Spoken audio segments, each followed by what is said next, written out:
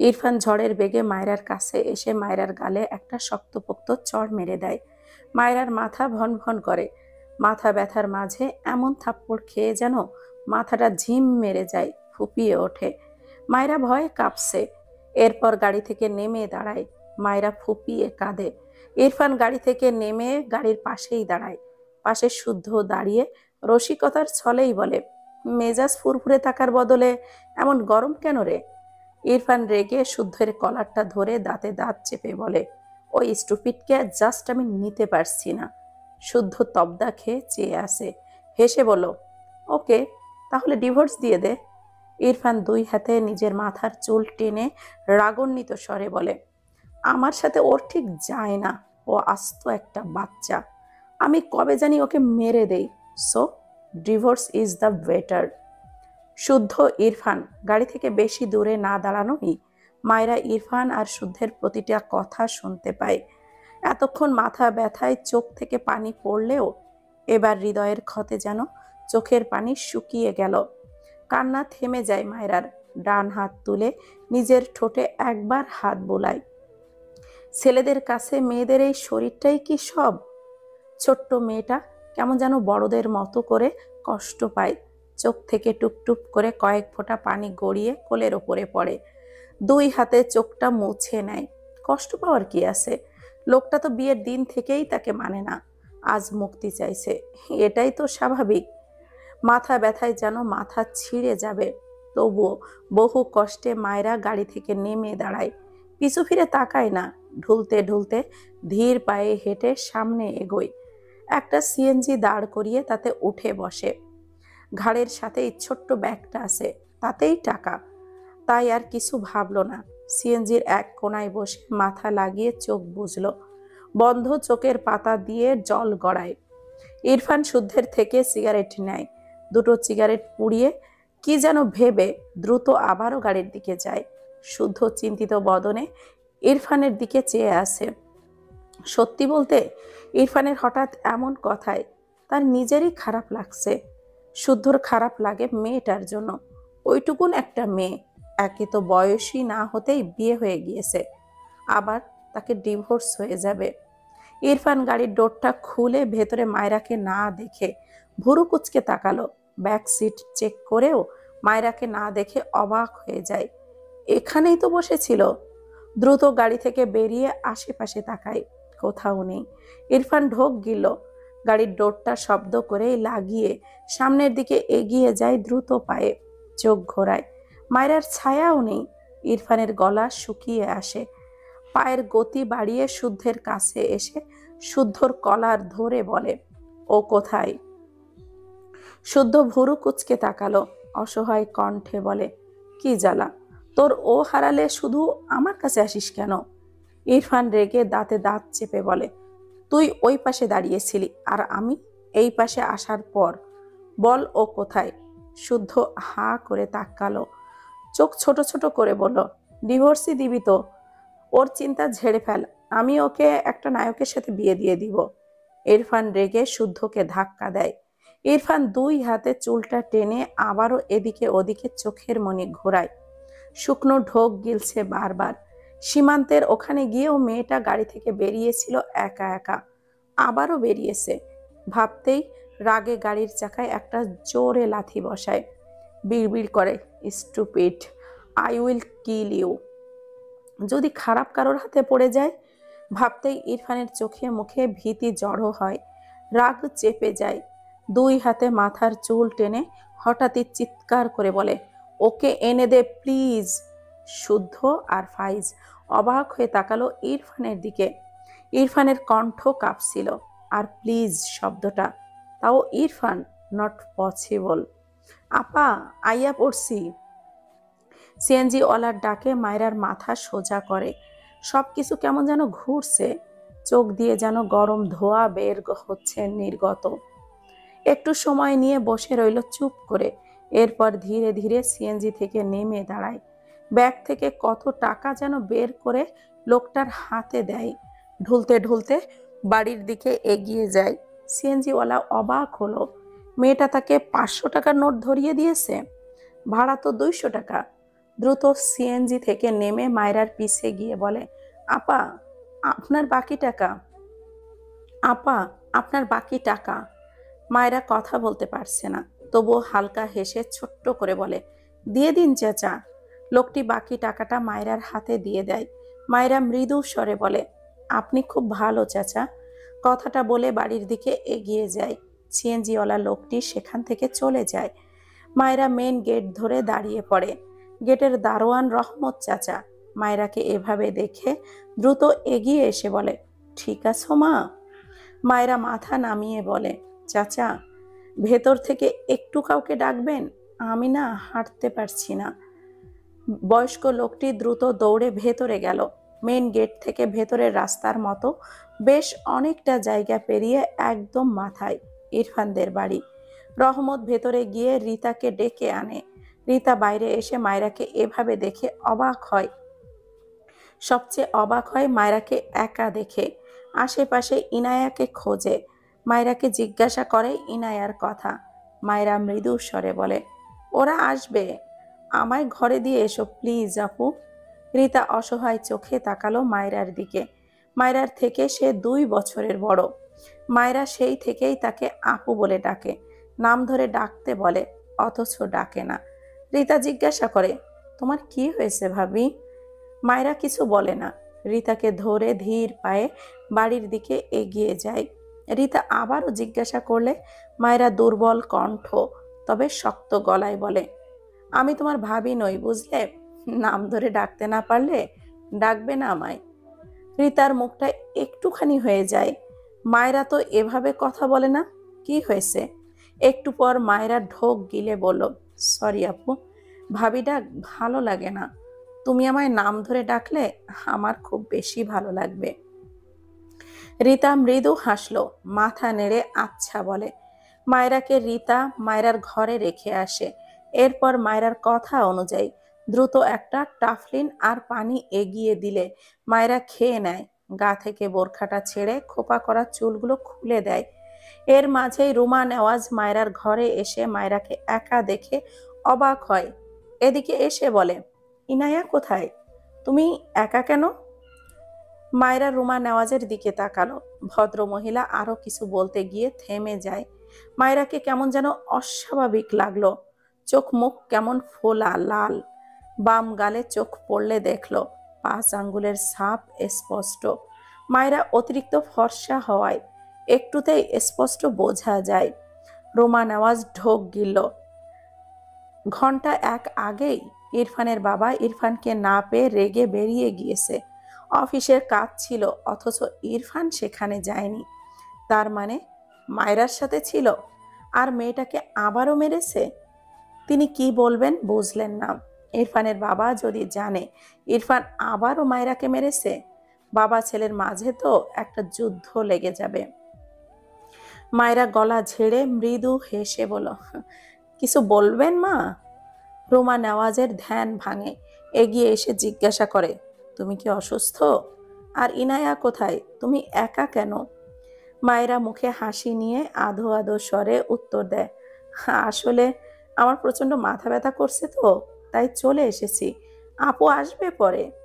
রুমা নেওয়াজ মায়েরার দিকে তাকিয়ে থাকলো বেশ কিছুক্ষণ। মেয়েটা কেমন যেন, থাপ্পড় যে এত খেয়েছে এটা তিনি বুঝেছেন। আর কেঁদেছেও, কিন্তু কিভাবে হেসে কথা বলে। দীর্ঘশ্বাস ফেলে বলে, ইরফান তোমাকে আবার মেরেছে? মায়েরা অবাক হয়, কিভাবে বুঝলো? মায়েরা কিছু বলার আগেই রুমা নেওয়াজ হতাশার স্বরে বলে, খেয়েছো? মায়েরা মাথা নেড়ে বলে, জি, এসে ওষুধ খেয়েছি। আচ্ছা শোও তাহলে, ভালো লাগবে। কথা বলে তিনি বেরিয়ে যান। মায়েরার চোখ জোড়ায় পানি। রুমা নেওয়াজ বেরিয়ে গেলে রিতা মায়েরার পাশে বসে বলে, ভাবি, ভাইজান তোমায় মারছে সেই জন্য কাঁদছো? মায়েরা হেসে বলে, তার জন্য কাঁদতে আমার বয়েই গেছে। তুমি আমায় ভাবি ডাক ছাড়তে পারছো না তাই তো, এই জন্যই কাঁদছি। রিতা মানল না। মায়েরা মজা করার মানুষ সে জানে। মন খারাপ করে বলল, ভাইজান এমনিতেই খুব ভালো, রাগ হলে একটু অস্বাভাবিক আচরণ করে, তুমি মন খারাপ করো না তো। মায়েরা ঝাপসা চোখ মুছে বলে, থাপ্পড় খেয়ে বাচ্চারা কাঁদে আপু, আর বড়রা কাঁদে ছোট ছোট শব্দ শুনে। কারণ ওগুলোর ভার থাপ্পড়ের চেয়ে অনেক বেশি হয়। রিতা বোকা চোখে মায়রার দিকে তাকিয়ে রইল। মায়রা কথাটা বলে বেড থেকে নেমে ধীরে ধীরে ওয়াশরুমে যায়। এরপর দেওয়াল ধরে চুপচাপ দাঁড়িয়ে থাকে। বারবার মনে পড়ে ডিভোর্স ইজ বেটার। চোখ থেকে টুপটুপ করে পানি গড়িয়ে পড়ে। কি আশ্চর্য, তার খারাপ লাগছে কেন? ভালোই হবে। ওই পাষাণ লোকটা তাকে ছেড়ে দিলে তাকে আর মার খেতে হবে না। কিন্তু সে চায় না ওই পাষাণ লোকটা তাকে ছেড়ে দিক। আরো দুটো থাপ্পড় দিয়ে তাকে রেখে দেওয়া যায় না? সে না হয় বোবা হয়ে থাকবে। নিজের ভাবনায় নিজের উপরেই কেমন যেন বিরক্ত হলো। থাকবে না সে। মানুষ কত ভালোবাসা পেয়েও সম্পর্ক থেকে বেরিয়ে আসে, আর সে শুধু থাপ্পড় খেয়ে বেরোতে পারবে না। তবুও কেন যে কষ্ট হয়। নিজেকে সামলে কোনো রকমে অজু করে বাইরে বেরিয়ে বসে বসে নামাজ পড়ে নেয়। এরপর ঘরের দরজা ভিড়িয়ে শুয়ে পড়ে। ইরফান গাড়ি নিয়ে কোথায় কোথায় যে খুঁজলো মায়রাকে সে নিজেও জানে না। ভীষণ অসহায় লাগছে নিজেকে। মায়রার উপরে এত বেশি রাগ হলো তা বোঝানো দায়। ধীরে ধীরে গাড়ি চালিয়ে তার বাসার দিকে যায়।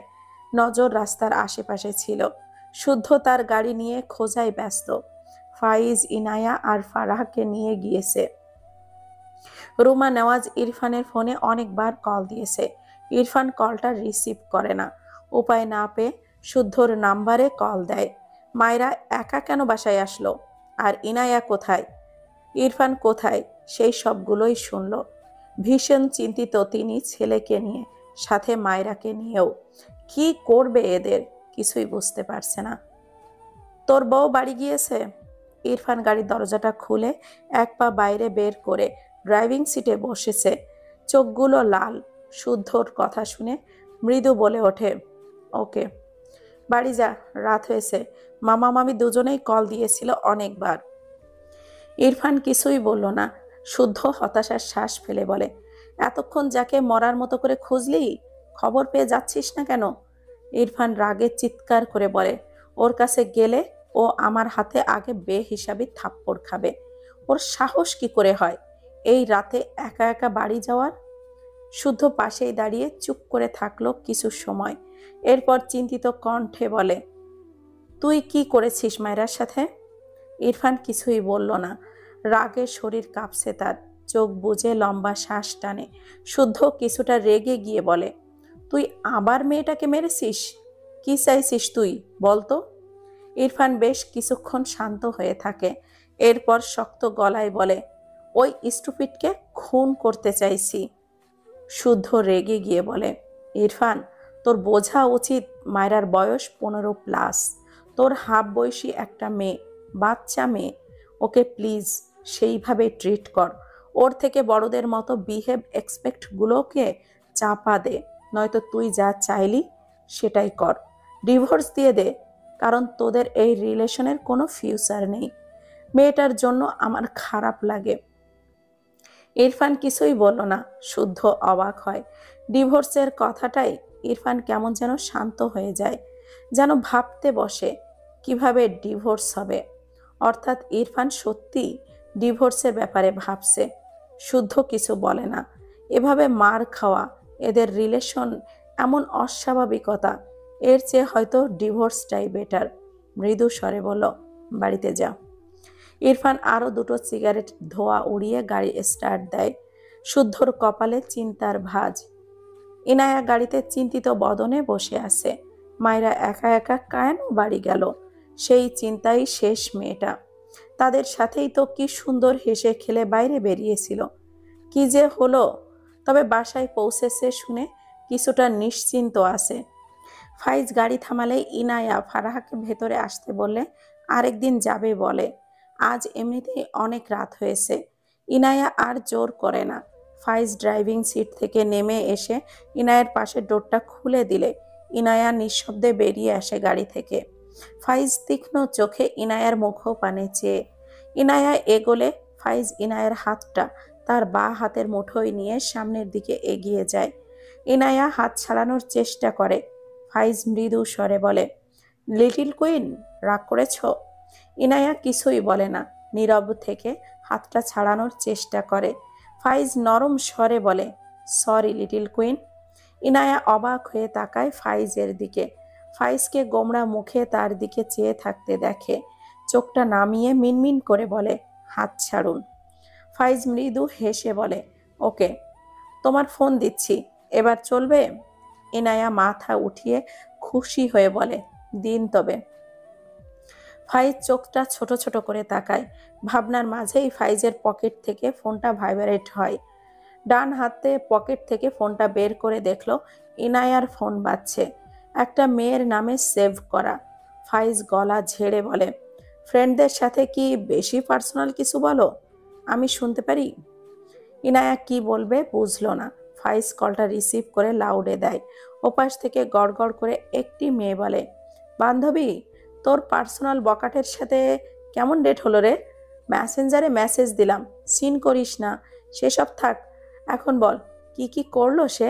চুমুটুমু খেয়েছে? কোথায় কোথায় খেয়েছে?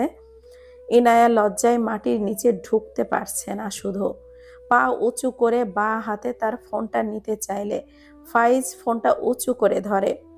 ঠোঁট টিপে হাসছে সে, দৃষ্টি ইনায়ার দিকে। ইনায়া কাদো কাদো মুখ করে বলে, প্লিজ কল কাটুন। ফাইজ গলা ঝেড়ে ফোনের ভলিউমটা কমিয়ে দেয়। ফোনটা ইনায়ার হাতে দিয়ে ইশারায় কথা বলতে বলে। ইনায়া দ্রুত কলটা কেটে দেয়। ফাইজ তার থুতনির পাশে ডান হাতের বুড়ো আঙ্গুল দিয়ে ঘষে আর মিটিমিটি করে হাসে। ইনায়া যেতে নিলে ফাইজ ইনায়ার হাতটা ছাড়ে না। ইনায়া মাথা নিচু করে বলে, প্লিজ হাত ছাড়ুন। ফাইজ ইনায়ার হাত থেকে ফোনটা টান মেরে নিয়ে নিল। ইনায়া অবাক হয়ে বলে, নিলেন কেন? ফাইজ উত্তর করল না ইনায়ার কথার। ঠোঁটের কোণে হাসির রেখা টেনে বলে, ডেট করলে কিস করতে হয় লিটল কুইন? তুমি তো পেকে গিয়েছো তোমার ফ্রেন্ডদের জন্য। মনে হয় আমি পিছিয়ে পড়ে আছি। ইনায়া কাপা কাপা গলায় বলে, আমি বাড়িতে যাব। ফাইজ হেসে ফেলে। ইনায়ের ফোনে কিছু কাজ করে। ওভাবেই হেসে বলে, ডোন্ট ওয়ারি, বিয়ের আগে আমি অলওয়েজই পিছিয়েই থাকবো। এরপর ইনায়ের দিকে তাকিয়ে বলে, একটা ছোট্ট আবদার পূরণ করো, এরপর ফোনটা নিয়ে ভেতরে যাও। ইনায়া চোরা চোখে ফাইজের দিকে তাকায়। ফাইজ হেসে বলে, তোমার ফোনের পাসওয়ার্ড তোমার ভয়েসে শুনতে ইচ্ছে করছে লিটল কুইন। ইনায়া তার হাত ছাড়ানোর চেষ্টা করে, মাথা নাড়িয়ে বলে, হাত ছাড়ুন, আমি ঘরে যাব। লিটল কুইন, স্পিক আপ, ফিরিয়ে দিও না। ফাইজের কণ্ঠ অতি নমনীয়। ইনায়া চোখ তুলে তাকায়। ফাইজি শীতল চোখে চেয়ে আলতো করে হেসে বলে, প্লিজ। ইনায়া ঢোক গিলে চোখটা নামিয়ে নেয়। ফাইজের এইভাবে আবদার কেন যেন ইনায়া চাইলেও ফেরাতে পারল না। চোখ খিসিয়ে কাপা কাপা কণ্ঠে বলে, মাই পার্সোনাল ব্যাড বয়। ফাইজ ফিসফিসিয়ে বলে, এই তো তোমার personal bad boy my little queen. Inaya দ্রুত বলে, আমার ফোনটা দিন। ফাইজ ইনায়ার হাতে ফোনটা দিয়ে ইনায়ার হাত ছেড়ে দেয়। ইনায়া ছাড়া পেয়ে দ্রুত পায়ে বাড়ির ভেতরে যায়। পিছু ফিরে তাকায় না। ফাইজ মুখ গোল করে শ্বাস ফেলে মৃদু হেসে বিড়বিড় করে, আর সহে না রে এই অপেক্ষা। এটা কখন কিনলে? তোর ফ্রেন্ড বয়ফ্রেন্ড দিয়েছে? ফারহা ভুরু কুচকে বলল, আমার বয়ফ্রেন্ডকে? ফাইজ ফারহার হাতে ফোন প্যাকেটটা দিয়ে বলে, সেটা তুই জানিস? তুই এমন সিসকাদুনে কেন বলতো? ফারহা রেগে বলে, আর তুমি এত বিয়ে পাগল কেন বলো তো? ফারহার কথায় ফাইজ থতমত খেয়ে তাকায়। বেয়াদব বোন হয়েছে, শুধু বড় ভাইয়ের পেছনে লাগে। ফাইজ তার ঘরে যেতে যেতে বলে, ইরফানের বইয়ের এক্সাম শেষ না হয় কেন বুঝি না। বোর্ডের মাস্টারগুলো মির্জাফর হতে চাইছে নাকি? ফারহা বোকা চোখে তাকিয়ে দেখল ফাইজের দিকে। পাগল নাকি তার ভাই? কি বলে নিজেই জানে না। হাতের প্যাকেজ নিয়ে তারপর ঘরে চলে যায়। এটাই তো শুদ্ধের হাতে ছিল। ঘরে গিয়ে আগে পুরো ফোনের প্যাকেজিংটা খুলল। একদম নতুন, তবে এটা কেনার পর একবার খোলা হয়েছিল। এরপর আবারও আগের মতো করেই রেখে দিয়েছে। ফারহা বুঝলো, ভেতর থেকে ফোনটা বের করে উল্টে পাল্টে দেখলো। বুক ধুকফুক করছে। এটা শুদ্ধ ভাইয়ের কেনা ফোন, কিন্তু সে যে বলল এটা সামিয়ার নামের ওই মেয়েটার জন্য কিনেছে। হঠাৎই ফোনটা শব্দ করে বেজে ওঠে, তবে ফোনের সেট করা কোনো রিংটোন নয়, ভয়েস। ভালোবাসার খেলাটাই আমি জিতে গেছি ফারহা, শুনেছ? এই ফারহা, ভালোবাসি কিন্তু। হাজারো আবেগ মেশানো কোমল সুরে কয়েকটি শব্দ, সে কণ্ঠ শুদ্ধর। ফারহার হাত কাঁপছে। কল করেছে শুদ্ধ ভাই, আর রিংটোন এটা। বারবার একই সুরে কথা বলে যাচ্ছে। ফারহা ঢোক গিলছে। ফোনটা বাজতে বাজতে কেটে যায়। সেকেন্ড বার কল আসলে ফারহা কলটা রিসিভ করে ধীরে ধীরে ফোনটা কানে ধরে। চোখ জোড়ায় পানি টইটম্বুর। ওপাশ থেকে শুদ্ধ বলে, ফারহা, আমার হবু বউকে ফোনটা দিতে গিয়ে তোমার কাছে চলে গিয়েছে, মিস্টেক। এখন কি করি বলো তো? ফারহা কাতর গলা ফুলিয়ে তারপর বলে, শুদ্ধ ভাই। শুদ্ধ ঠোঁট টিপে হেসে আবেগপ্রবণ গলায় বলে, এই তো আমি ফারহা, আমি তোমাকে ভালোবাসি না। শুদ্ধ শব্দ করে হেসে বলে, ভালোবাসাটা তবে পেয়ে গেলাম আমি, ফারহা, বুঝেছ? ফারহা কথা বলতে পারে না, ফোপায়। শুদ্ধ প্রাণ খোলা হাসি হাসে।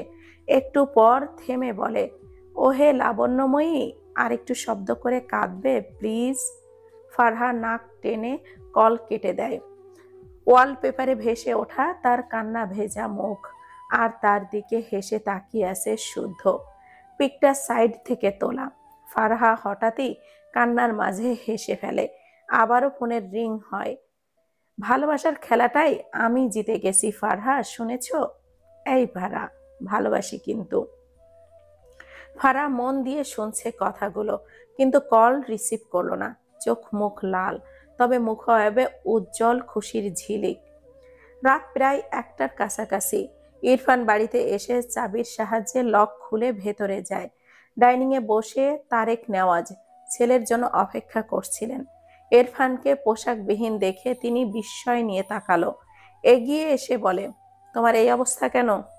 ইরফান তার ঘরের দিকে যেতে যেতে গম্ভীর গলায় বলে, কাজ ছিল।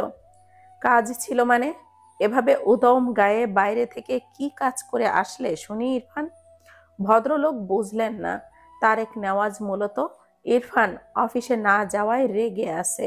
মায়রার ব্যাপার তিনি জানেন না। ইরফান অফিসে যাবে বলেও আর যায়নি। রেগে বলে, তুমি কি পণ করেছো আমার বিজনেসে ধস নামিয়ে ছাড়বে? ইরফান বিরক্ত হলো। সিঁড়ি দিয়ে উঠতে উঠতে বলে, নেক্সট ডে সব সামলে নিব, ডোন্ট ওয়ারি।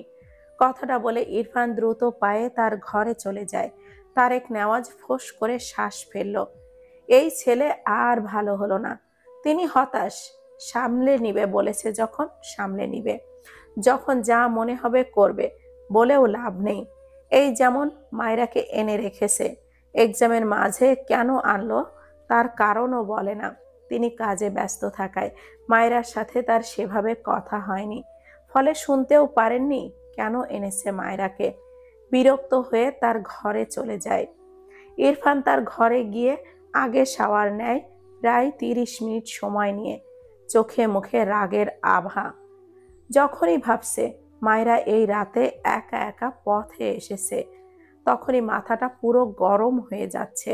নিজেকে সামলাতে চায়, কিন্তু ব্যর্থ। ইচ্ছে করছে আগে ওই স্টুপিডকে গিয়ে থাপড় দিয়ে রাস্তাঘাটে একা ঘোরার স্বাদ মেটাতে। শাওয়ার শেষে ওয়াশরুম থেকে বেরিয়ে আসে। একটা কালো ট্রাউজার পরে নিল, তবে শরীরে কিছু জড়ালো না। উদম শরীরে দ্রুত পায়ে ঘর থেকে বেরিয়ে সিঁড়ি বেয়ে নিচে নামে। মায়রার ঘরের সামনে গিয়ে দাঁড়ায়। নিজেকে সামলানোর চেষ্টা করে। দরজা ঠেলে ভেতরে চোখ পড়লে পর মুহূর্তেই চোখ জোড়া শীতলতায় ভরে যায়। রাগ আপনা আপনি নিভে যায় খানিক। ঘরের ভেতরে প্রবেশ করে দরজা ভিড়িয়ে দেয়। ঘরের লাইটটা জ্বালিয়ে ঘুমিয়েছে কেন এটা বুঝলো না। ধীর পায়ে এগিয়ে এসে মায়রার মাথার কাছে দাঁড়ায়। গম্ভীর চোখে দৃষ্টি আবদ্ধ করে মায়রার মুখপানে। মায়রা ইরফানের ঘরে ঠিক যেভাবে ঘুমিয়েছিল আজও ঠিক সেভাবেই ঘুমিয়েছে। দরজা বরাবর মাথা রেখে বিছানার কিনারায় মাথা রেখে চুলগুলো ছেড়ে দেওয়া, যা মেঝে ছুঁয়েছে। ফ্যানের বাতাসে মেঝে ছুঁয়ে থাকা চুলগুলো মৃদুভাবে দোলে। মায়রার বাম গালে চোখ পড়লে, ইরফান ঢোক গেলে 5 আঙ্গুলের দাগ স্পষ্ট। চোখ বুজে শ্বাস ফেলল। একটু পর মায়রার মাথার কাছে ডান পা ভাঁজ করে বসে পড়ে। সামান্য ঝুঁকে মায়রার বাম গালে তার ডান হাতের আঙ্গুলগুলো ছোঁয়ালো। মায়রা ঘুমের মাঝেই কেঁপে ওঠে। ইরফান মায়রার বন্ধ চোখের পাতায় দৃষ্টি দেয়। ফুলের পাপড়ির ন্যায় মসৃণ ফর্সা দীর্ঘ চোখের পাতায় ডান হাতের বুড়ো আঙ্গুল দ্বারা আলতো করে ছুঁয়ে দেয়। মায়রা ঘুমের ঘোরে ডান কাত হয়ে ইরফানের দিকে হেলে আসে। ইরফান মায়রার পুরো মুখটা নিখুঁতভাবে অবলোকন করল। দৃষ্টি ঘুরিয়ে ডান গালে চোখটা স্থির করে। ফর্সা গালে লালচে দাগগুলোর দিকে অসহায় চোখ কিছু সময় তাকিয়ে থাকে। এরপর বসা থেকে উঠে দ্রুত পায়ে ঘর থেকে বেরিয়ে যায়। ফ্রিজ থেকে বরফ নিয়ে আসে হাত ভর্তি করে। আবারও মায়রার পাশে বসে আলতো হাতে মায়রার গালে বরফ লাগিয়ে দেয়। মায়রা কেঁপে ওঠে। এগিয়ে এসে তার হাতের কাছে ইরফানের বাঁ হাত পেয়ে হাতের তালুর ওপর ডান গাল রেখে গভীর ঘুমে আচ্ছন্ন হয়ে যায়।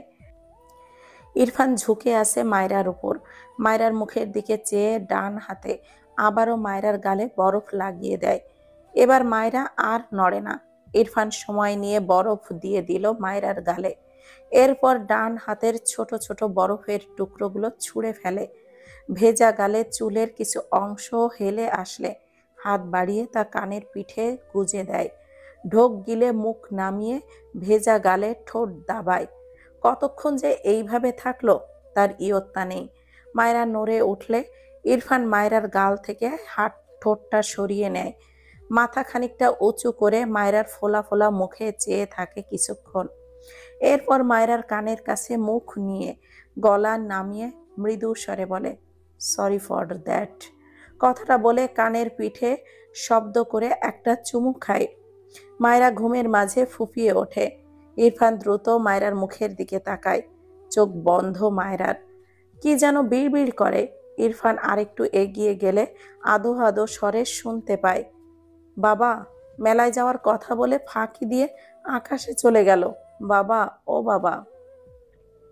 কথাগুলো খুবই অস্পষ্ট শোনায়। বন্ধ চোখের কোণ ঘেঁষে পানি গড়িয়ে পড়ে।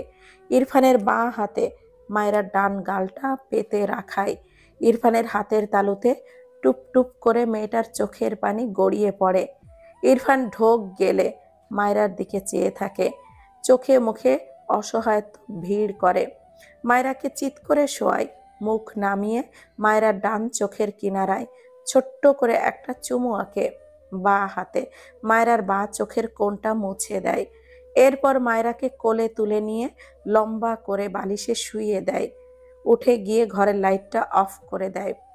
বাম কাত হয়ে মায়রার পাশে শুয়ে পড়ে ইরফান। মায়রার পেটটা জড়িয়ে মায়রাকে টেনে মায়রার পিঠ থেকে তার বুক লাগিয়ে শুয়ে দেয়। এরপর মায়রার পেট থেকে হাতটা সরিয়ে নেয়। হাত বাড়িয়ে মায়রাকে আর ধরল না। 2 হাত আড়াআড়িভাবে বুকে গুজে ভাঁজ করে নেয়। লম্বা শ্বাস টেনে চোখ বোঝে। ফ্যানের বাতাসে মায়রার চুলগুলো ইরফানের মুখের উপরে লুটোপুটি খায়। ইরফান সরালো না চুল। উঠে গিয়ে তার স্বভাব সুলভ ফ্যানটা অফ করে এসে এসি ছাড়ল না। শক্ত হয়ে চোখ বুজে রইল। সকাল সকাল চিৎকার চেঁচামেচিতে মায়রার ঘুম ভেঙে যায়। পিটপিট করে চোখ খুলে তাকায় মায়রা। ঘরময় দিনের ঝাপসা আলো দেখে বুঝল সকাল হয়ে গিয়েছে, কিন্তু সে জাগা পায়নি। এমন জোরে জোরে কথা বলছে কে? ধীরে ধীরে বিছানা থেকে নেমে ভিড়ানো দরজা খুলে বাইরে নজর দিলে ইরফান আর তারেক নেওয়াজকে মেইন গেটের কাছে দাঁড়িয়ে কথা বলতে দেখে। এখানে দাঁড়িয়ে স্পষ্ট শোনা যাচ্ছে, মায়রাকে রেখে দ্রুত ফিরবে। ইরফান গম্ভীর গলায় বলে, সরি, ওকে নিয়ে যেতে পারবো না। তারেক নেওয়াজ রেগে যায়, পারবে না মানে? তাহলে এনেছিলে কেন? কাজ ছিল। মায়রাকে দিয়ে কি কাজ তোমার? কাজ করেছো ভালো কথা, এখন ওকে রেখে এসো। ওর এক্সাম ভুলে গিয়েছো? ইরফান বিরক্তি মাখা কণ্ঠে বলে, তুমি রেখে এসো, আমি অফিস সামলে নিব, ডোন্ট ওয়ারি। তারেক নেওয়াজ নিজেকে শান্ত করে।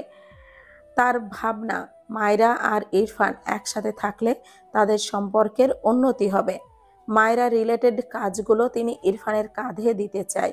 অতঃপর বলে, মায়রাকে তুমিই রেখে আসবে, আর এটাই আমার শেষ কথা। ইরফান রেগে হঠাৎই চিৎকার করে ওঠে, বলেছি তো ওই স্টুপিডকে রেখে আসতে পারবো না। গলায় বাচ্চা ঝুলিয়ে দিয়েছ, চুপ হাসি, আর বাড়াবাড়ি করো না, আমাকে শান্তিতে থাকতে দাও। কথাটা বলে হন হন করে বাইরে বেরিয়ে যায়। তারেক নেওয়াজ কি বলবেন বুঝলেন না। নীরব চোখে চেয়ে দেখল শুধু ছেলের প্রস্থান। তিনি ছেলেকে নিয়ে হতাশ, তবে মায়রার কি হবে? মায়রা ধীর পায়ে ঘরের ভেতরে আসে, এরপর দরজার ছিটকিনি লাগিয়ে দেয়। পানিতে টইটম্বুর চোখ থেকে দু ফোঁটা জল কণা টুপ করে গড়িয়ে পড়ে। দেওয়াল ঘড়িতে দেখল সকাল 6টা বাজে। ওয়াশরুমে গিয়ে অজু করে এসে নামাজ পড়ে নেয়, এরপর গায়ে বোরখা জড়িয়ে নেয়। সাথে এমনিতেও কিছু আনেনি, তাই আর কিছু নিতে হলো না। হাতে পার্স নিয়ে ঘর থেকে বের হয়। আশেপাশে কাউকে না দেখে স্বস্তির নিঃশ্বাস ফেলল। এরপর একটু এগিয়ে গিয়ে রিতাকে পেয়ে গিয়ে বলল, আপু, এখন কাউকে বলো না, আমি যাচ্ছি। আমি পৌঁছে বাবাকে কল করে বলে দিব। রিতা ডাইনিং টেবিলের ওপরে কাঁচের গ্লাসটা রেখে অবাক হয়ে বলে, কোথায় যাচ্ছ তুমি? মায়রা মৃদু হেসে বলে, গ্রামে। তুমি এক্ষুনি কাউকে বলো না প্লিজ। রিতা অবাক হয়ে বলে, এত দূরের রাস্তা তুমি একাই যাবা? দাঁড়াও, আমি চাচারে বলি।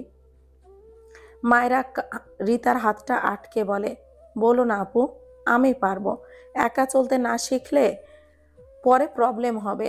লাস্ট কথাটা কেমন জানি মলিন গলায় বলে।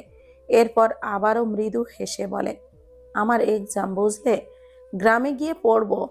এখানে বইও নেই, আসছি আপু, বাই। কথাটা বলে ডান হাতে একটা পার্স নিয়ে দ্রুত পায়ে বেরিয়ে যায়। বাড়ি থেকে বেরিয়ে সামনে তাকালে মেন গেট দিয়ে ইরফানকে ঢুকতে দেখে। মাথা নিচু করে ইরফান এগিয়ে আসছে।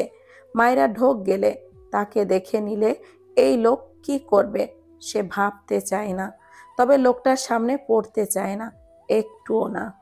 ইরফান মায়রার দিকে তীক্ষ্ণ চোখে চেয়ে আসে, পা থেকে মাথা পর্যন্ত চোখ বুলিয়ে গম্ভীর গলায় বলে, কোথায় যাচ্ছ? মায়রা উত্তর করল না। ইরফান পাশ কাটিয়ে 2 পা এগোয়। ইরফান ডান হাত পেছনে নিয়ে মায়রাকে টেনে তার সামনে দাঁড় করিয়ে দাঁতে দাঁত চেপে বলে, কোথায় যাচ্ছ?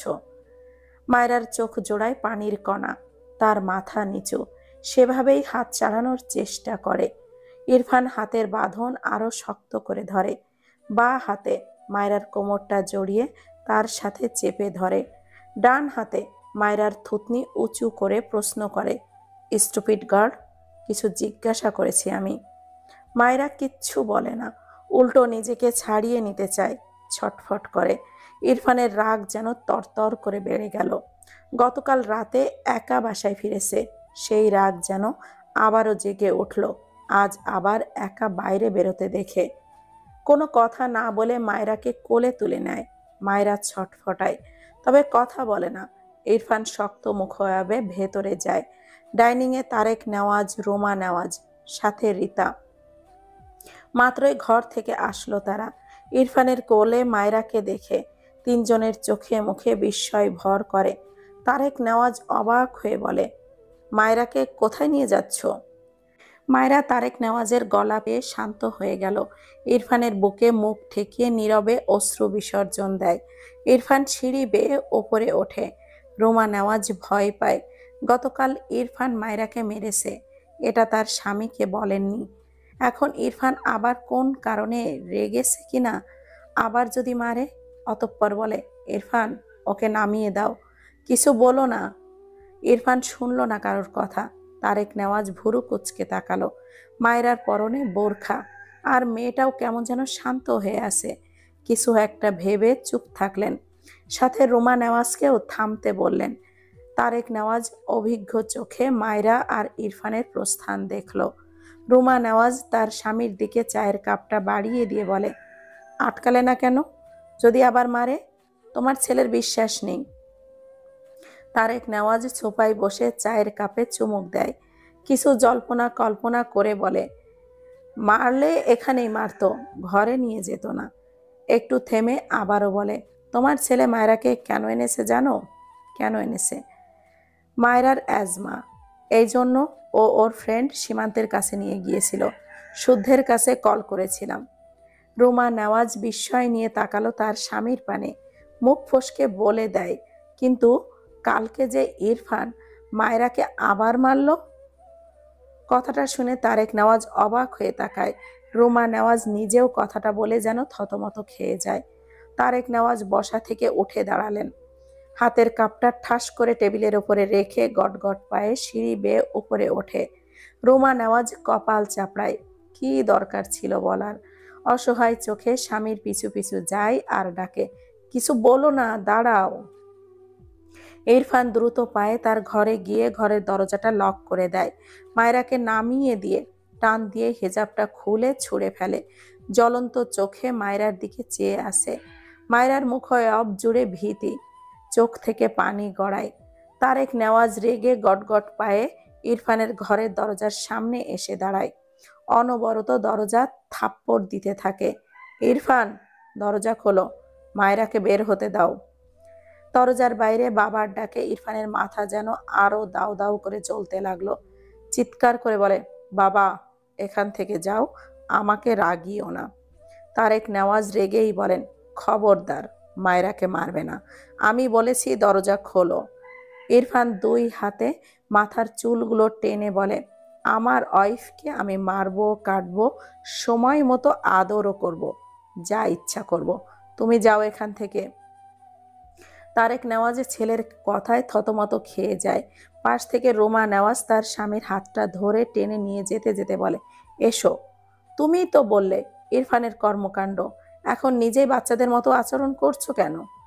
তারেক নেওয়াজ রেগে বলে, তাই বলে মেয়েটাকে মারবে? এই ছেলে কবে মানুষ হবে? রোমা নেওয়াজ কিছুই বলল না, দীর্ঘশ্বাস ফেলল। এদিকে ইরফান হঠাৎই তার ডান হাতে শক্ত করে মায়রার গালটা চেপে চিৎকার করে বলে, এই পুচকি মেয়ে, এত সাহস কোথায় পেয়েছো? Answer me. একা একা কোথায় যাচ্ছিলে? মায়রা কথা বলে না। ইরফান দাঁতে দাঁত চেপে বলে, স্পিক আপ, রেডি হয়েছো কেন বলো? ইরফানের শক্ত কথায় মায়রা কেঁপে ওঠে, তবুও কোনো কথা বলে না। মায়রাকে চুপ থাকতে দেখে ইরফান রেগে মায়রার গালে থাপ্পড় মারতে গিয়ে থেমে যায়। বাম গালের স্পষ্ট দাগ যেন এখনো জ্বলজ্বল করছে। মায়রার চোখ বোঝে, বন্ধ চোখের পাতা বেয়ে ঝটপট করে পানির কণা বেরিয়ে পড়ে। ইরফান মায়রার মুখপানে চেয়ে মায়রার গালটা ছেড়ে দেয়, বা হাত নামিয়ে নেয় যেটা থাপ্পড় মারতে উঠিয়েছিল। অবাক হয় মায়রাকে কথা বলতে না দেখে। ঢোক গিলে দুই হাতের আজলায় মায়রার দুই গাল নিয়ে নরম গলায় জিজ্ঞাসা করে, কাঁদছো কেন? মায়রা কিচ্ছু বলল না, নীরবে অশ্রু ঝরায় চোখ থেকে। ইরফান মায়রার পুরো মুখ অবলোকন করে। কান্নার দাপটে পুরো মুখ কেমন যেন লাল হয়ে আসে। আবারও নরম গলায় জিজ্ঞাসা করে, কোথায় যাচ্ছিলে? মায়রা এবারেও কথা বলে না। ইরফান রেগে যাচ্ছে। ফোঁস করে শ্বাস ফেলে নিজেকে সামলে ধমকে বলে, স্টুপিড, কথা বলো, রাগিও না আমায়। মায়রা তবুও কথা বলে না। ইরফান এদিকে ওদিকে পায়চারি করে রাগে দরজায় লাথি বসায় একটা। মায়রা কেঁপে ওঠে, মাথা নিচু করে থাকে। ইরফান দুই হাতে মাথার চুল টেনে ধরে। এরপর মাথা তুলে মায়রার দিকে তাকায়।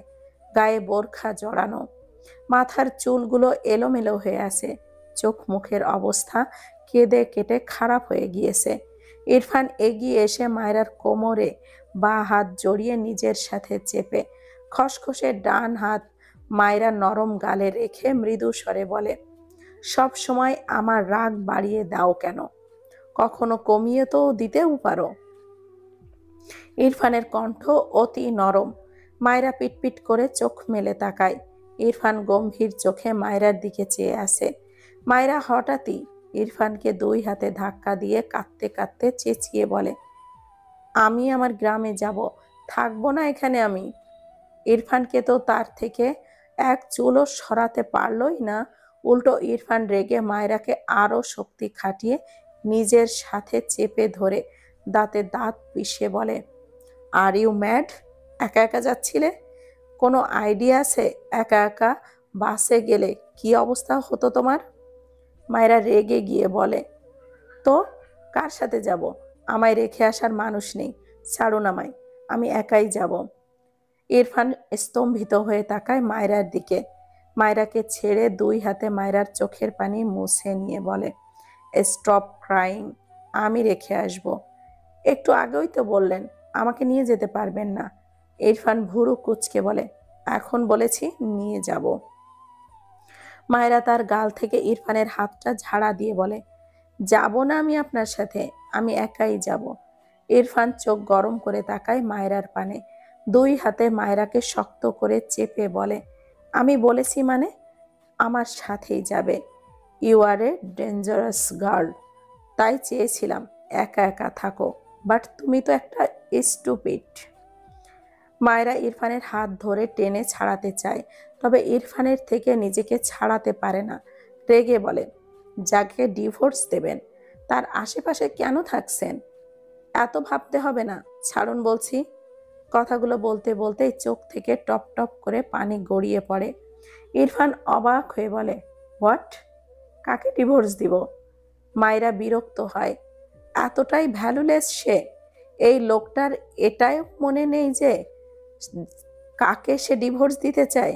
মায়রা ভীত কণ্ঠে বলে, আপনি আমাকে ডিভোর্স দেবেন? কথাটা বলার সাথে সাথেই ইরফানের ডান হাতে মায়রার গালটা চেপে রাগান্বিত স্বরে বলে, কে বলেছে এটা? মায়রা ব্যথা পায়, ইরফানের হাত সরাতে চায়, তবে পারে না। ওভাবেই বলে, আপনি নিজেই বলেছেন, ছাড়ুন আমায়। ইরফান মায়রার চেপে ধরা গালে রাখা হাতটা শিথিল করে গম্ভীর গলায় বলে, তুমি কি চাও? মায়রা অবাক হয় ইরফানের কথায়। এই লোকটার হয়েছেটা কি? কেমন করে যেন কথা বলছে। ভাবনা রেখে রেগে বলে, কি চাই মানে? ডিভোর্স চাই। আপনার মতো হার্টলেস মানুষের সাথে কেউ থাকতে চাইবে না। ইরফান তীক্ষ্ণ চোখে চেয়ে দাঁতে দাঁত চেপে বলে, ইহেও জীবনে পাবে না। হার্টলেস মানুষের সাথেই থাকতে হবে। দিবা স্বপ্ন দেখা বাদ দিয়ে মন দিয়ে পড়াশোনা করো, এই স্টুপিড। এসব ফালতু চিন্তা মাথায় কে ঢুকিয়েছে? অল্প বয়সে পেকে গেলে যা হয়। পুচকি মেয়ে, 10 লাইন বেশি বোঝো। পাবলিক হলে থাপ্পড় দিয়ে সব দাঁতগুলো ফেলে দিব। কথাটা বলে মায়রার চোখের পানি মুছে দিয়ে শান্ত গলায় বলে, ডোন্ট ক্রাই, বিকালে রেখে আসবো। বাইরে এক পা রেখেছে তো, পা কেটে ঘরে বসিয়ে রাখবো। মায়রা ফুঁপিয়ে কাঁদে, মাথা নিচু তার। ইরফান বিচলিত কণ্ঠে বলে, হোয়াট হ্যাপেন্ড? কাঁদছো কেন? মায়রা কিছুই বলে না। ইরফান মায়রাকে কোলে তুলে বেডে বসিয়ে দেয়। মায়রা রেগে ইরফানকে ধাক্কা দেয়। ইরফান তীক্ষ্ণ চোখে মায়রার দিকে চেয়ে আসে। হঠাৎই মায়রাকে জাপটে ধরে শুয়ে পড়ে, কানের কাছে ফিসফিস করে বলে, জ্বালিও না। কথাটা বলেই মায়রার মাথায় গাল ঠেকিয়ে চোখ বুজে নেয়। মায়রা কেঁপে ওঠে, কান্না মাখা গলায় বলে, কি করছেন? ছাড়ুন। ইরফান চোখ মেলে মায়রার দিকে তাকায়, বাঁ হাতে মায়রাকে নিজের সাথে চেপে ডান হাতে মায়রার মুখ মুছে দিয়ে বলে, ডোন্ট ক্রাই, ঘুমাও। মায়রা কান্না ভেজা চোখে ইরফানের দিকে চেয়ে আসে। ঘুমাও মানে? মনে হচ্ছে সে ছোট বাচ্চা, কাঁদছে বলে তাকে ঘুম পাড়াচ্ছে। মোসরা মুসরি করতে করতে বলে, আমায় ছাড়ুন বলছি, আমি গ্রামে যাব, ঘুমাবো না আমি। ইরফান শুনল না মায়রার কথা। শক্ত করে মায়রাকে নিজের সাথে ধরে চোখ বুজল। মায়রা আরও কান্না পাচ্ছে। এই লোক এমন সাপের মতো পেঁচিয়ে ধরেছে কেন তাকে? বাঁ হাতে ইরফানের বুক ঠেলে বলে, ছাড়ুন আমায়, দম বন্ধ লাগছে। ইরফান চোখ মেলে তাকায়, গম্ভীর গলায় বলে, বমি করতে চাইছো? মায়রা চোখ বড় বড় করে তাকায়। গতকালের কথা মনে পড়তেই ঢোক গিলল। দ্রুত চোখ বুজে মাথা নামিয়ে নেয়। ফলস্বরূপ ইরফানের বুকে তার মুখটা ঠেকে। ইরফান মায়রাকে দেখে ঠোঁট বাঁকিয়ে একটু হেসে চোখ বুজে নেয়। মায়রার ঘাড়ে ইরফানের গরম নিঃশ্বাস পড়ছে। মেয়েটা কেমন যেন হাঁসফাঁস করে, মিনমিন করে বলে, দূরে সরুন। ইরফান চোখ বুজেই গম্ভীর গলায় বলে, no, I will sleep now, don't disturb me. Myra রেগে বলে, আপনি ঘুমান, আমি ঘুমাবো না। আমায় এভাবে ধরে রেখেছেন কেন? ইরফান বিরক্ত চোখে তাকায় মায়রার দিকে, রেগে বলে, because you are a monkey. ছেড়ে দিলেই বাদরামি স্টার্ট হবে। So don't shout. One hour ঘুমাবো, দেন অফিসে যাব। আর একবার ডিস্টার্ব করেছে তো বমি করলেও এটা খাবো। লাস্ট কথাটা মায়রার গোলাপি ঠোঁটে দৃষ্টি রেখে বলে। মায়রা ইরফানের দৃষ্টি দেখে চোখ নামিয়ে নেয়। হঠাৎই ইরফানকে তার একদম মুখের সামনে দেখে বা হাতে নিজের ঠোঁটটা চেপে ভীত চোখে তাকায় ইরফানের দিকে। ইরফান মায়রার চোখের দিকে তাকালো, মৃদু স্বরে ঠান্ডা গলায় বলে, কিছু করব না, ডিস্টার্ব করো না। কথাটা বলে চোখ বুজে নেয়। মায়রা পিটপিট করে তাকিয়ে থাকে ইরফানের দিকে, মিনমিন করে বলে, আমার গরম লাগছে। ইরফান বিরক্ত হয়ে মায়রাকে আরো শক্ত হাতে দাঁতে দাঁত খিঁচিয়ে বলে, স্টুপিড। আমায় জ্বালালে তুমি শান্তি পাও, তাই না? মায়রা চোখ পিটপিট করে তাকায়। ইরফান মায়রাকে ছেড়ে উঠে দাঁড়ায়। টেবিলের ওপর থেকে এসির রিমোটটা নিয়ে পাওয়ার একদম লো করে দেয়। মায়রা ছাড়া পেয়ে দ্রুত বিছানা থেকে নামতে গেলে ইরফান ঝড়ের বেগে এসে মায়রাকে বিছানা থেকে চেপে ধরে, রেগে বলে, থাপ্পড় খেতে না চাইলে বাদরামি অফ করো। মায়রার অবুঝ গলায় বলে, আপনার সাথে থাকলে আমার গরম লাগছে, আমি কোথাও যাব না, প্লিজ ছেড়ে দিন। ইরফান ফোঁস করে শ্বাস ফেলে মায়রাকে জড়িয়ে চোখ বুঝল, মৃদু স্বরে বলল, আর লাগবে না। 5 মিনিটের মাথায় ঠান্ডায় মায়রার শরীর কম্পন ধরে, নিজেকে গুটিয়ে নিতে চায়, ইরফানের দিকে চেপে যায়। ইরফানের চোখ লেগে এসেছে ঘুমের মাঝেই। মায়রাকে 2 হাতে আরেকটু টেনে নিল নিজের দিকে। মায়রার কান্না পাচ্ছে, মনে হচ্ছে বরফ পড়ছে। তার তো দিনে ঘুমানোর অভ্যাস নেই, এখন ঘুমও আসছে না। মাথা তুলতে নিলে ইরফানের চোয়ালের সাথে জোরে ধাক্কা লাগে মায়রার মাথা।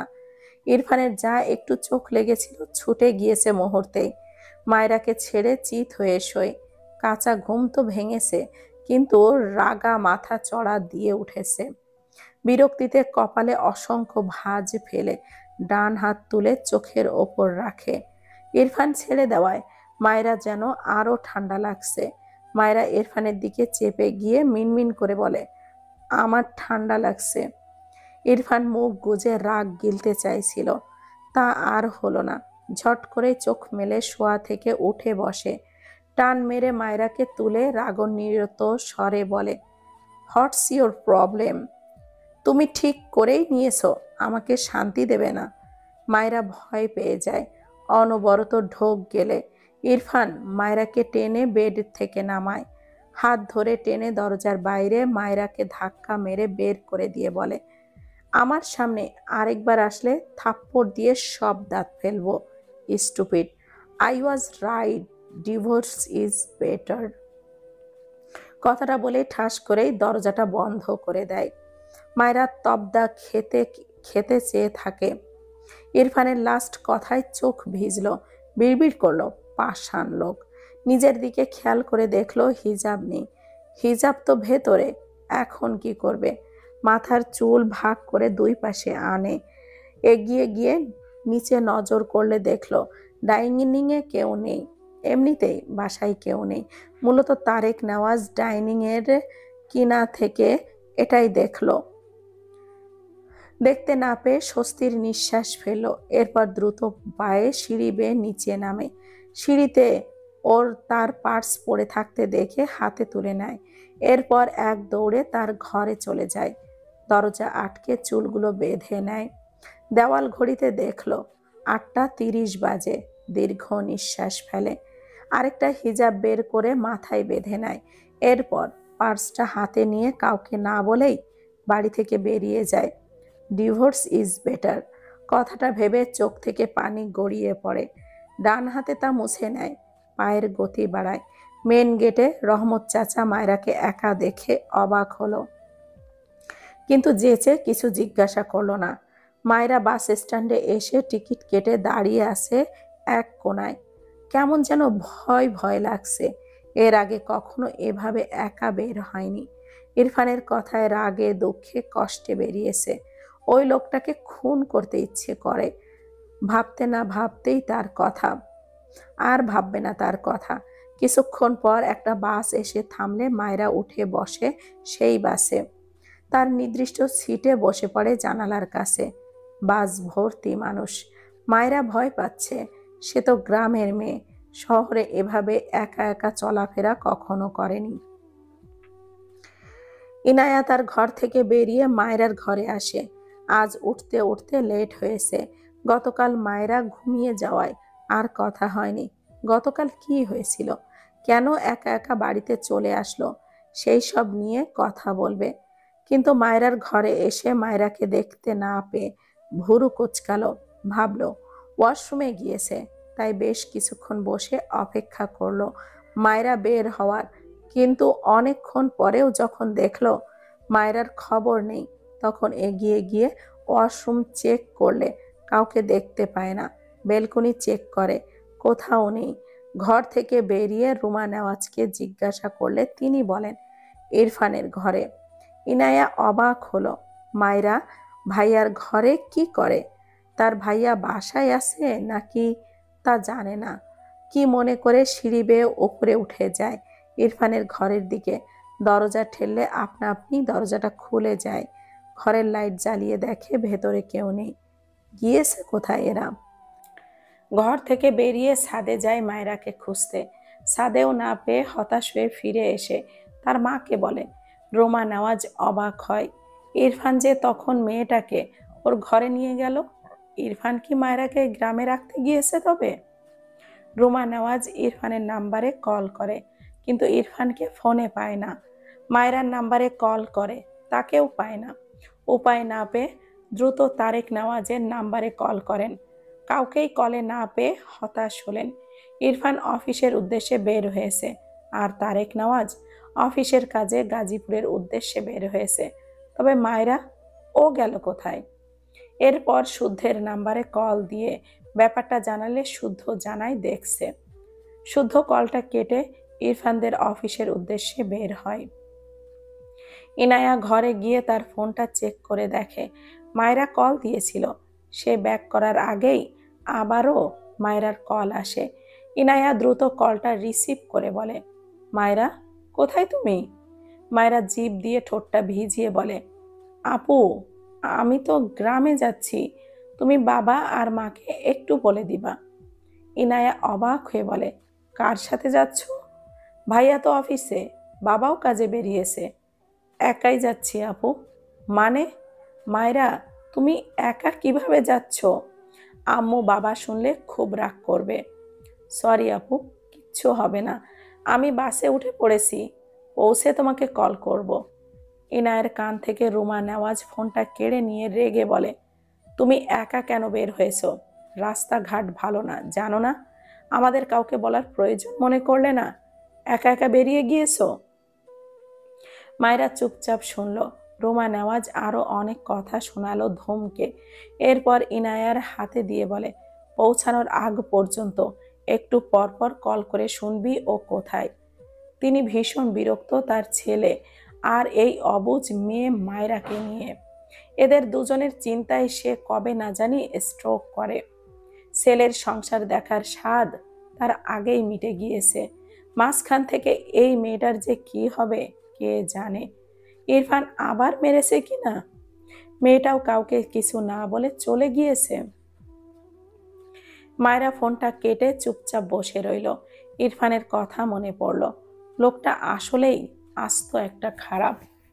ভাবনার মাঝে তার পাশের সিটে কাউকে বসতে দেখে পাশ ফিরে তাকালে চিৎকার দিয়ে ওঠে। ছেলেটা থতমত খেয়ে দ্রুত দাঁড়িয়ে পড়ে। আশেপাশের অনেকেই তাকিয়ে আছে। বাসের হেল্পার এগিয়ে এসে জিজ্ঞাসা করে, কি হয়েছে? মায়েরা আমতা আমতা করে বলে, আমার পাশে একটা মেয়ে দিন। হেল্পার ভুরু কুচকে বলে, এটা কি কথা কন আপা? যাত্রী টিকিট কাটছে, কিছু করার নাই, সব সিট বুক। মায়েরা অসহায় চোখে দাঁড়িয়ে থাকা ছেলেটার পানে তাকালো।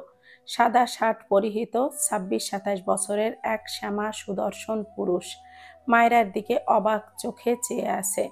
মায়েরা ঢোক গিলে বসা থেকে দাঁড়িয়ে যায়। ছেলেটার দিকে তাকিয়ে বলে, ভাইয়া, আপনি একটা ছেলের পাশে বসুন না। ছেলেটা মায়েরার দিকে পূর্ণ দৃষ্টিতে তাকালো।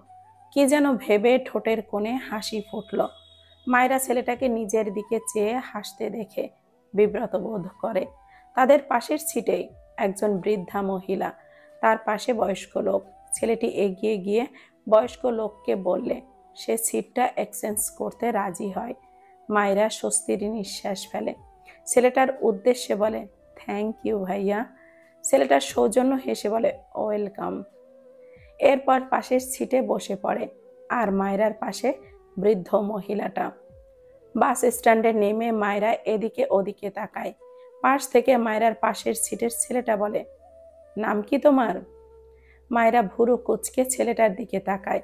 ভাবলো ছেলেটা বেশ ভালোই, নয়তো তার পাশে মেয়ের বসার ব্যবস্থা করত? কখনো করতো না।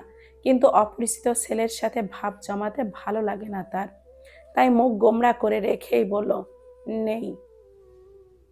ছেলেটা মৃদু হেসে বলে, ইন্টারেস্টিং নেম। ফার্স্ট নেম শুনলাম কারোর, যে নাম নেই। মায়েরা বিরক্ত হলো। কোনো কথা না বলে সামনের দিকে এগিয়ে যায়। ছেলেটা ভুরু কুচকে দেখলো মায়েরাকে। সেও এগিয়ে যেতে যেতে পেছন থেকে বলে, হেই বারবি ডল। এমন সম্বোধন মায়েরাই রেগে যায়। নিশ্চয় ছেলেটা ততটাও ভালো না যতটা সে ভেবেছে। একা পেয়ে ডিস্টার্ব করছে। মায়েরা পিছু ফিরে ঝাঁঝালো কণ্ঠে বলে, পিছু আসলে একদম গণপিটুনি খাওয়াবো বলে দিলাম। কথাটা বলে দ্রুত এগিয়ে গিয়ে একটা ভ্যানে উঠে পড়ে। ছেলেটা মৃদু হেসে বিড়বিড় করে, কথা শুনে মনে হয় অনেক বড় হয়ে গিয়েছে বারবি ডল। ইন্টারেস্টিং। এরপর মায়েরার দিকে চেয়ে ছেলেটি গলা উঁচিয়ে বলে, তোমার নাম মায়েরা, ঠিক বললাম তো বারবি ডল? মায়েরা চলন্ত ভ্যানে বসে ছেলেটার দিকে চোখ বড় বড় করে তাকায়। তার নাম জানলো কি করে? সে তো চেনে না এই লোককে। কেন যেন ভয় লাগলো। দ্রুত বাড়ি ফিরলেই শান্তি। শুদ্ধ ইরফানের অফিসে যাওয়ার আগেই রাস্তার মাঝে ইনায়ার ফোন পায়। জানতে পারে মায়েরা গ্রামের উদ্দেশ্যে রওনা দিয়েছে। শুদ্ধর একটু খারাপই লাগলো। গতকালের জন্য হয়তো মেয়েটাই এমন করেছে। মেয়েটাকে দোষ দিয়েই বা কি লাভ? ইরফানকে কল করলো বেশ কয়েকবার। প্রথম কয়েকবার কেটে দিল, এরপর আর রিসিভ করলো না। কিছু একটা ভেবে ইরফানের নাম্বারে একটা মেসেজ করে মিটিমিটি হাসে। ইরফান মিটিং রুমে ছিল। ফোনে টুং করে একটা মেসেজ আসে। আলো জ্বলে ওঠে। ইরফান একবার তাকিয়ে চোখটা সরিয়ে নিতে গিয়েও ফোনটা হাতে তুলে নেয়। প্রথমে মায়েরা শব্দ দেখে কথাটা বলার মাঝেই চুপ হয়ে যাওয়ায় সবাই ইরফানের দিকে তাকিয়ে আছে। ইরফান মেসেজটা ওপেন করে। মায়েরা একাই গ্রামের উদ্দেশ্যে বের হয়েছে। আমার মনে হয় মায়েরা তোকে ছেড়ে চলে গেল ভাই। আমিও উকিলের সাথে কথা বলতে যাচ্ছি ডিভোর্সের জন্য।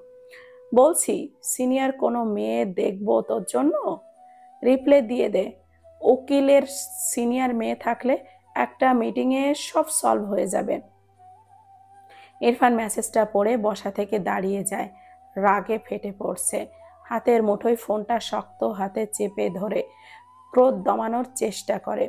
চোখ বুজে লম্বা শ্বাস ফেলে।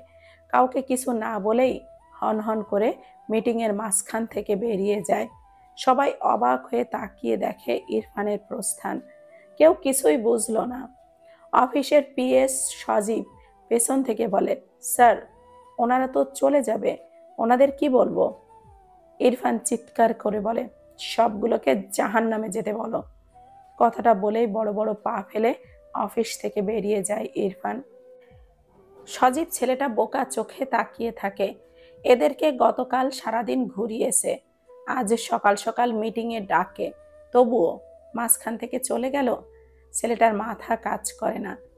তাদের এত পাংচুয়াল স্যারের হঠাৎ কি হলো? ইরফান গাড়ি নিয়ে রওনা হয় গ্রামের উদ্দেশ্যে। চোখে মুখে ক্রোধ, সাথে খানিক দুশ্চিন্তার ছাপ। একা একা বেরিয়েছে ভেবেই গাড়ি চালানোর মাঝেই ডান হাতে স্টিয়ারিংয়ে একটা থাপ্পড় মারে। স্টিয়ারিং ঘোরাতে ঘোরাতে বিড়বিড় করে, স্টুপিড গার্ল, তোমার হাত পা ভেঙে তবেই আমি দম নিব। Just wait.